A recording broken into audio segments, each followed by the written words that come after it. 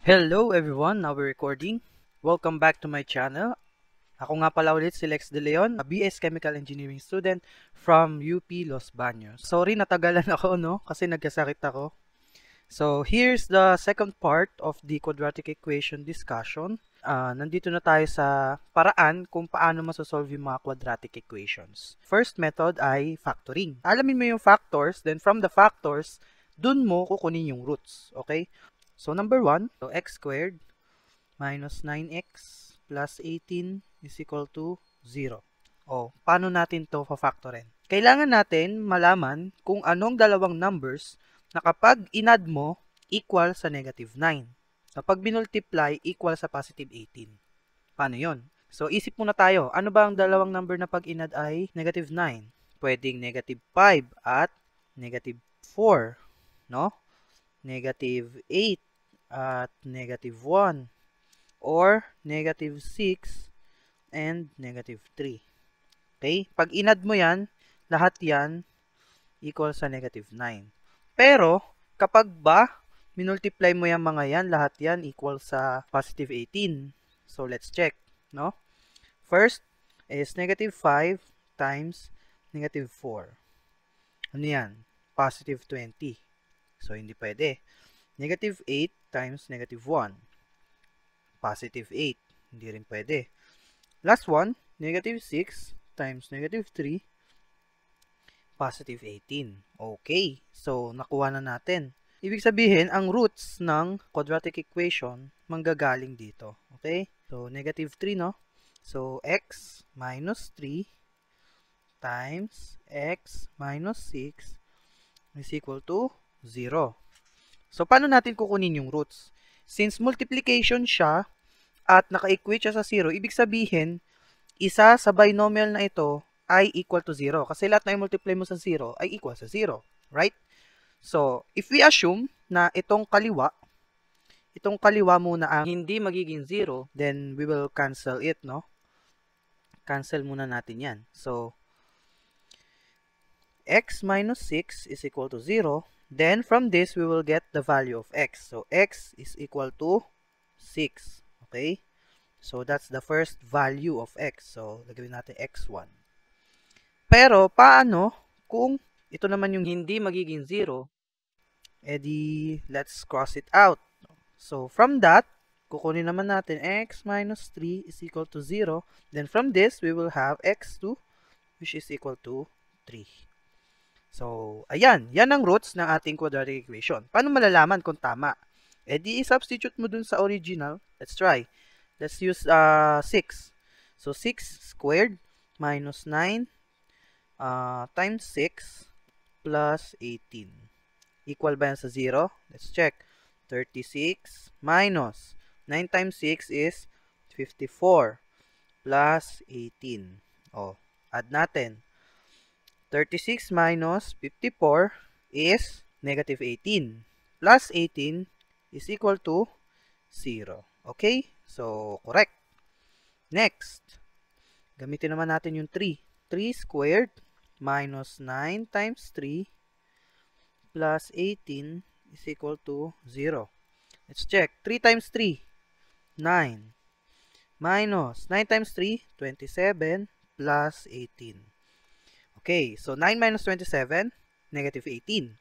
Plus 18 is equal to 0. So that is also correct. Okay? So ibig sabihin, we have the right values. Okay? 6 and 3 are the roots of the quadratic equation x squared minus 9x plus 18 is equal to 0. Okay? Very easy. Next one. X squared plus 5x plus 4 is equal to 0. Now, we have to think of a number na kapag inad ay equal to 5 at kapag multiply ay equal to 4. So, ano yun? Let's check muna sa multiplication naman. Kasi kanina, una nating hinanap yung mga addition. So, anong dalawang number pag multiply ay 4? 2 times 2, 4 times 1. Since this is a quite simple equation, let's not consider fractions first, okay? So, kapag ito, minultiply mo, sagot niya ay 4. Alin dyan ang kapag inad mo ay equals sa 5. So, 2 plus 2, 4 pa rin. 4 plus 1 is equal to 5. Ibig sabihin, ito yung hinahanap natin. 4 and 1. Okay? So, let's transform it into binomials. So, x plus 4 times x plus 1 is equal to 0. Now, let's assume that this one hindi magiging 0. Then, we will have x plus 1 is equal to 0. Then, x1 ay negative 1. Okay? Next, halimbawa ito namang isa hindi magiging 0. Then, we will have x plus 4 is equal to 0. X is equal to negative 4.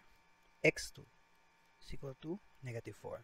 And then, the roots is negative 1 and negative 4. Let's check.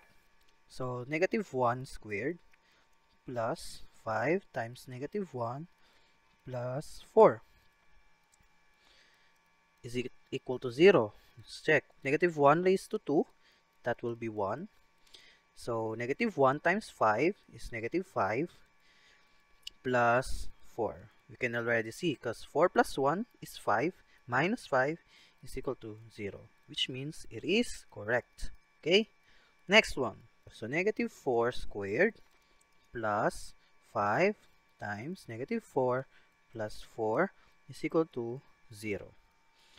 So, negative 4 squared, that will be 16, positive. Then, 5 times negative 4 will be negative 20 plus 4.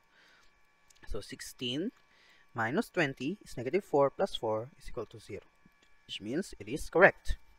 Hence, the roots of the quadratic equation x squared plus 5x plus 4 is negative 1 and negative 4.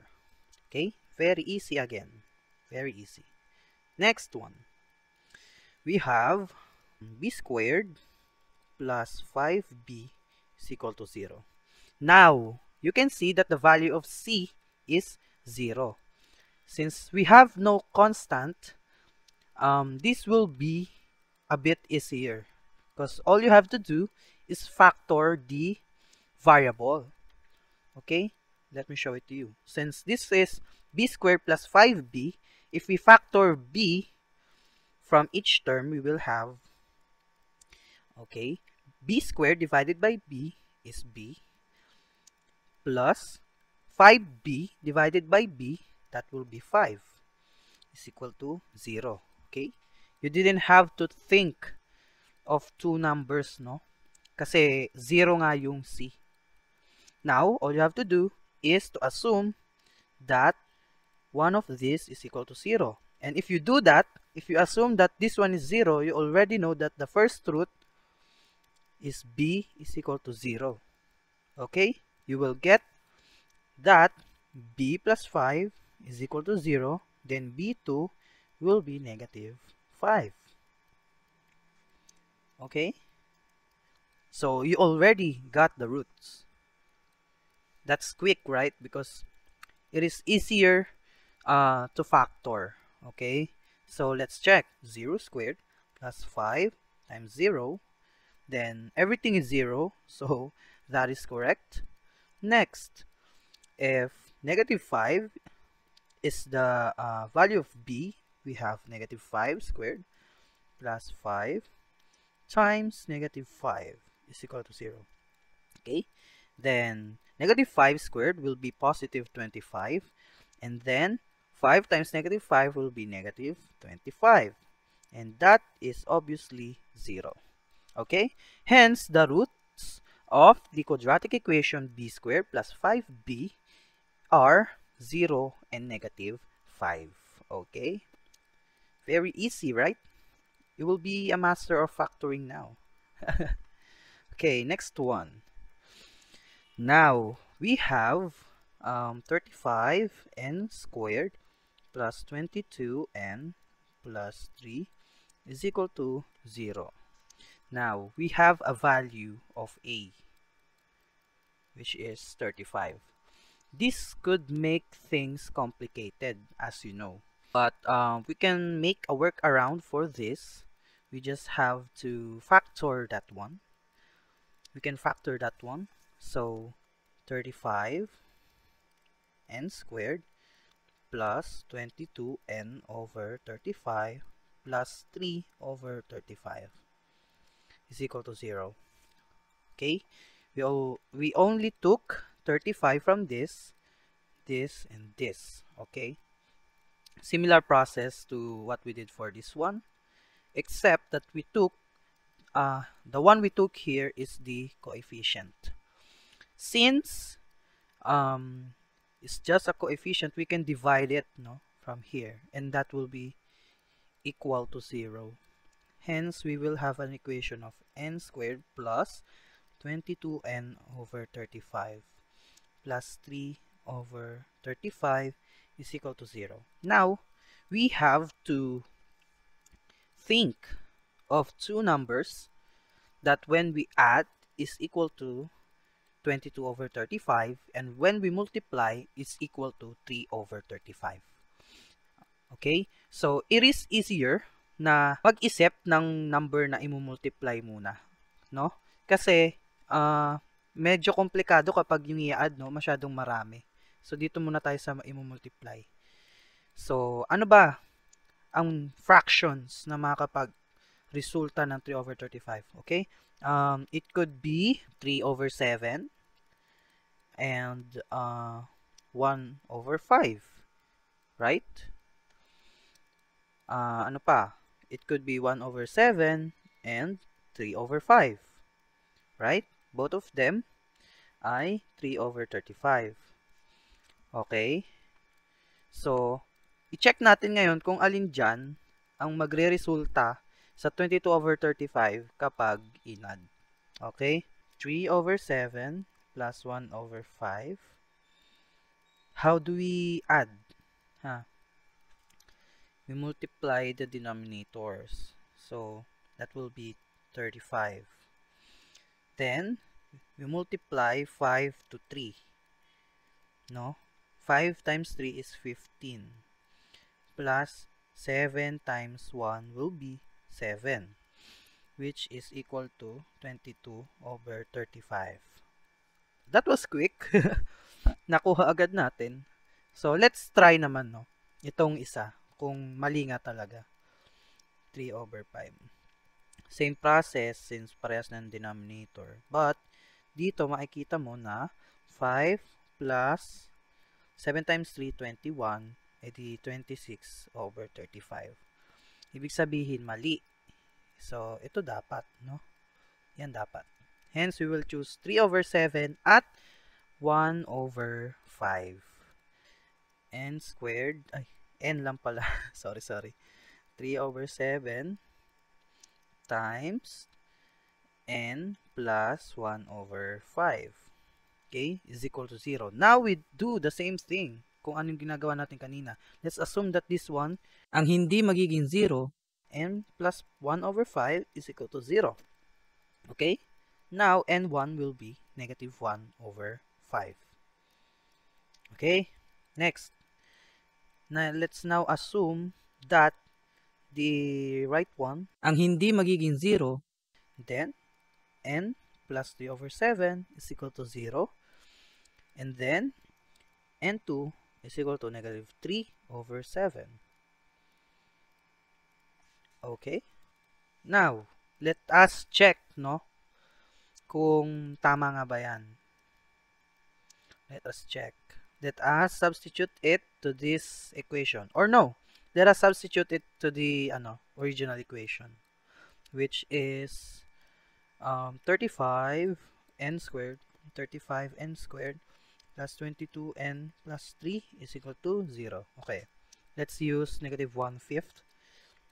So 35 times negative 1 over 5 squared plus 22 times negative 1 over 5 plus 3 is equal to 0. Okay, is that equal to 0? Let's check. Negative 1/5 squared will be 35 times 1 over 25. Okay, which is just 35 over 25. Now, we multiply 22 to negative 1/5, hence it will be 22 over 5 plus 3 is equal to 0. we lack some space where I'm gonna solve it. Here, the left side. Ngayon, multiply natin, no? Or, pwede namang, ano, no? 25 na lang yung base. So, 35. 25 divided by 5 times 22. 110. Now, what is the equivalent of 3 kapag sa 25, no? That will be 3 times 25, right? Which is 75. So, let's check kung 0 nga, no? So, 35 minus 110 is negative 75 plus 75 over 25. That's just equal to 0. Okay? Now, let's check the other one. Or no, let me leave it to you. I-check mo kung tama yung isa. That will be an exercise for you. For the last one, 15b squared plus 4b minus 4 is equal to 0. Let's do the same thing. I-factor natin yung 15. So, 15b squared. 15 times b squared plus 4 over 15b minus 4 over 15 is equal to 0. Okay? Now, let's just eliminate this one. Kasi pag dinivide mo yan dito, no, is still equal to 0. Okay? So, that will be b squared plus 4 over 15b minus 4 over 15 is equal to 0. How do we factor this one? Ganun ulit. Isip ulit tayo ng dalawang fraction na pag minultiply sa isa't isa, negative 4 over 15 ang sagot. 2 over 3 times negative 2 over 5. O kabaliktaran, negative 2/3 times 2 over 5. Nagkapalit lang yung signs pero it may have a great impact. So, i-check natin. Bago tayo mag-isip ng iba pa, i-check muna natin kung may tatama. Pag inad, 4 over 15 dapat. Okay? Let's check. So, 2/3 plus, minus 2 over 5. So, that will be 15 times 10, 5 times 2 is 10, minus 3 times 2 is 6. That will be 4 over 15. That was quick. Nauuna agad. So, let's check naman itong isa. Negative 2/3 plus 2 over 5. Okay, so same thing, 15. So, negative 10 plus 6. No? Now, we have negative 4 over 15. I told you, sabi ko sa inyo, magkabaliktad lang yung sign, may effect na talaga yan. This should be our constants ng binomials. So, b plus 2/3, then b minus 2/5 is equal to 0. Okay? Let's create some space. Burahin. Move this at the top and move this below that. Okay? So, let's assume that this one is equal to 0. Now, so b plus 2/3 is equal to 0. Then, b1 is equal to negative 2/3. O, kung ito naman yung 0, magiging b minus 2/5 is equal to 0. E di ang b2 ay 2/5. Okay? Hence, ang roots ng quadratic equation 15b squared plus 4b minus 4 ay negative 2/3 at 2 over 5. Ngayon, iiwan ko ang pag-check sa inyo. That will be your exercise. I-check nyo kung tama nga ba yan. So, that's it for this video. Sana marami kayong natututunan sa akin. And see you next time. Ako nga pala ulit si Lex De Leon, a BS Chemical Engineering student from UP Los Baños. And I hope to see you guys next time for the part 3 ng ating quadratic equation series.